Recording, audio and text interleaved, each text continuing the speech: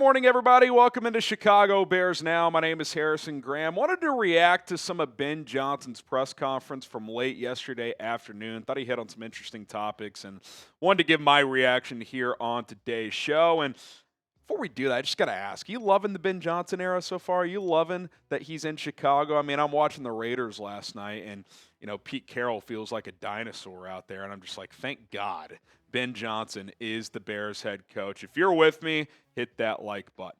All right, Bears playoff chances. Ben was peppered with the playoff talk yesterday, and he was not having any of it, if I'm being completely honest with you. Here's what he had to say about the 7-3 Bears playoff chances. He said, "We are way far away from that. I haven't been thinking about that. We're really in the third quarter of the season. We're in a good spot right now for where we want to be at this quarter of the season, and we have a tough opponent coming here on Sunday." Look, obviously some of that's coach speak, coach talk, whatever you want to call it. I think the Bears are aware of where they're at in the standings, but I do think that this staff has done a very good job of just taking every day for what it is, which is let's focus on the task at hand. Today is an off day for the players. They don't practice on Tuesdays. The coaches are going to dive into the game plan for the Steelers. Tomorrow, players back in the building. They'll be back on the practice field. I think they have done a nice job of kind of keeping everybody in the building focused on the then and there. Now, players aren't idiots. They check the standings. They look at scores. They know what's going on. But I think you can do that and still ultimately lock in and focus on what's important. And right now what's important is getting ready for the Pittsburgh Steelers. Like Ben said, a good opponent coming into Chicago. So we will see how the Bears handle this game here in 5 days. Now, as far as the playoffs go, obviously, for us as Bears fans, media people on the outside, that's for us to talk about, right? And it is very exciting, and it is very real, and it is very possible that this team not only makes the playoffs, but could even win the NFC North if they continue to improve and win some games. So, obviously, we're all allowed to be excited about it, and I'm sure deep down Ben is like, yeah, man, I was optimistic, but 7-3, we've won 7 out of 8, we're trending in the right direction, but it's his job to keep these guys ready. And like I said, Pittsburgh's up next in Week 12. Then you got the Steelers on Black Friday. Then you go to Green Bay. I mean, it's going to really ramp up here. Even the Browns at home with Myles Garrett, he can take over a game. You got the Packers, 49ers, and Lions to finish up, obviously. So you can't afford to look ahead if you are Ben Johnson and the Bears. But at the same time, you've put yourself in this position for this to be a talking point. And at the end of the day, you want to be in position to be a playoff team, to be a contender. And the Bears have shown up to this point that they have a chance of being just that. I'll ask you guys, will the Bears make the playoffs? Simple yes or no question. Type Y for yes, type N for no.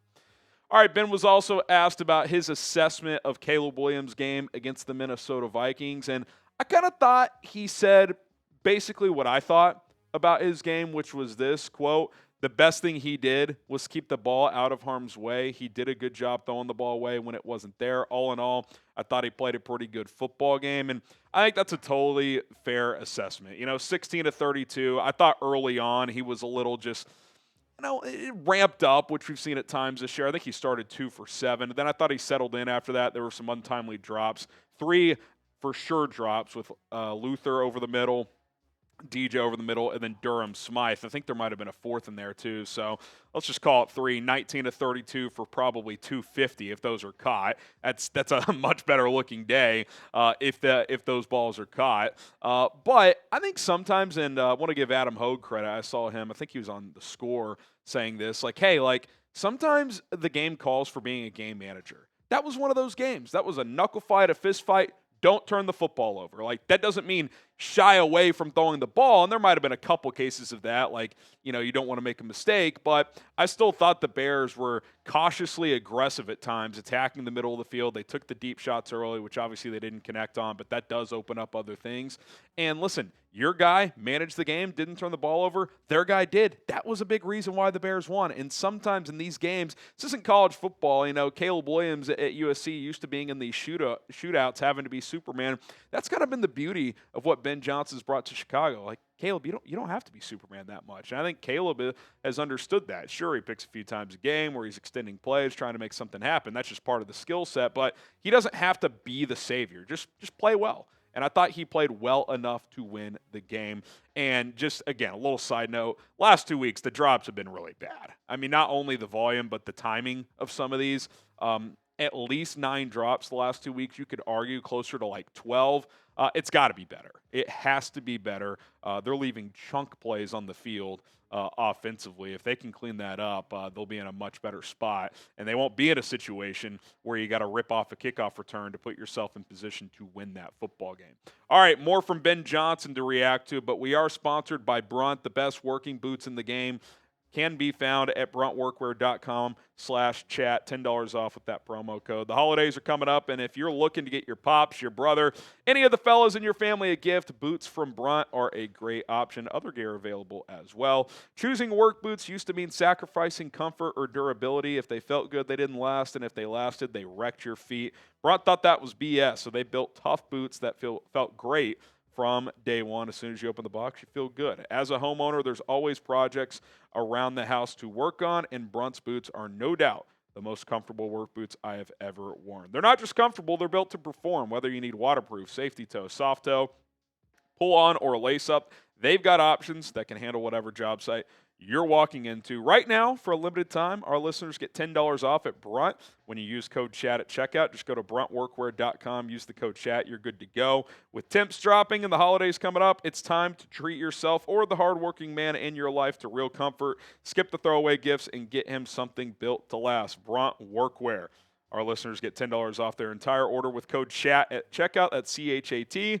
BruntWorkwear.com. Use code CHAT. Order today. Let them know we sent you. Bears Now from Chat Sports. All right, a couple more topics been discussed that I wanted to weigh in on. Just kind of the trust and the confidence that Ben and this coaching staff have in both of the Bears running backs, obviously led by DeAndre Swift, but also 7th-round rookie Kyle Monangai. He said, quote, "We're very comfortable with Swift and Monangai. Both have proven they are more than capable with the ball in their hands. They're very dependable in pass protection. That team we just play stresses the interior of the protection, and both of our backs stepped up to the plate to try and shut that down. I've got a lot of confidence in those guys. It might be series by series. It might be the hot hand. We kind of go by what we see in practice a lot of the time, too. I feel really good about both of these guys, and he should. I mean, the numbers play that out. The tape shows that. Both are well-rounded backs. They're both reliable on, in the screen game, catching the ball. Monangai has improved in pass pro as the year's gone on as a rookie. I think Swift is having a really good year in pass pro. I give Eric Bieniemy a lot of credit for that because he was not good in that area last year, but the efficiency has been there. Both are averaging over 4.5 yards per carry. That is the baseline goal that Bieniemy sets for these guys. They're both at 4.7, and again, that's with the slow start. Remember, the first month, the running backs really struggled to get loose, and they've cleaned that up. The run blocking, the combo blocks, the tight ends have really helped spring some runs loose.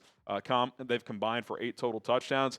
We talked about this yesterday. The Bears, they're second in the NFL in rushing, just under 150 yards a game. Only Buffalo is higher. And again, that's with a poor first month. So what they've been able to do since the bye week to get these running backs going, I think this is an offense that wants to run the football and throw play action off of it. When this team is moving the ball consistently, that's what they do. Run the football, play action, intermediate shots over the middle. That is the bread and butter of this offense, in my opinion, this year. And when they're looking their best and kind of getting into that flow, like that 15-play drive, right? Like a lot of runs, some play action completions for Caleb Williams.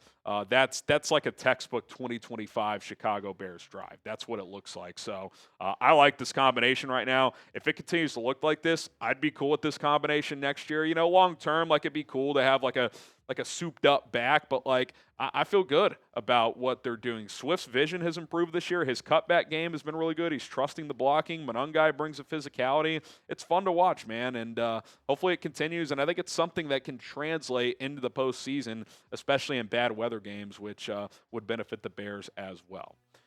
All right, subscribe to the channel. We go live every Monday and Thursday and game day. We also post daily content, long-form videos, short content as well.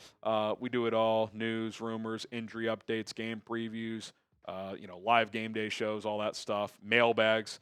You name it, we do it. Subscribe, turn on notifications. It's 100% free.